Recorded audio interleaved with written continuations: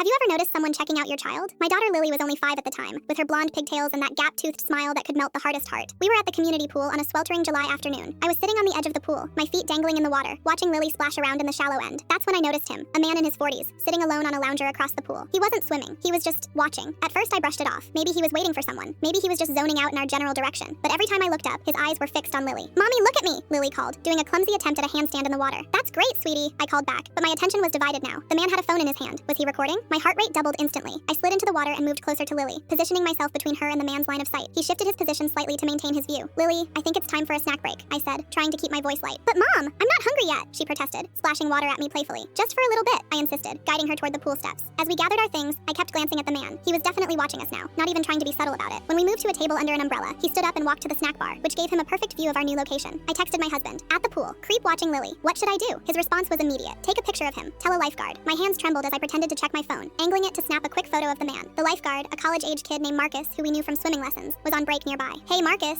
I called him over, lowering my voice. "See that guy by the snack bar? He's been watching my daughter for the last hour. Taking pictures or videos, I think." Marcus frowned, glancing over. "I'll keep an eye on him. Want me to say something?" "Please," I said, relief washing over me. Marcus approached the man, and though I couldn't hear their conversation, I could see the man's face change. First surprise, then anger, then a forced casualness as he shrugged and said something back. 5 minutes later, the man packed up his things and left, but the unease didn't leave with him. "Why are we going home early, Mommy?" Lily asked as I rushed us through changing. "I just remembered we have errands to run," I lied. That night, after Lily was asleep, I showed the picture to my husband. "I'm calling the police," he said firmly. "Even if they can't do anything, they should have this on record." The officer who took our report was kind, but realistic. "Without evidence of a crime, there's not much we can do. But we'll keep this on file and we'll have patrols go by the pool more frequently." We changed pools after that. I became hyper-vigilant about who was around Lily. I joined the parent committee at her school to advocate for stricter security measures. 3 months later, I got a call from that same officer. They'd arrested the man for possession of child pornography. My photo had helped identify him after someone else reported suspicious behavior. "You trusted your instincts," the officer told me. "You probably protected more than just your daughter that day."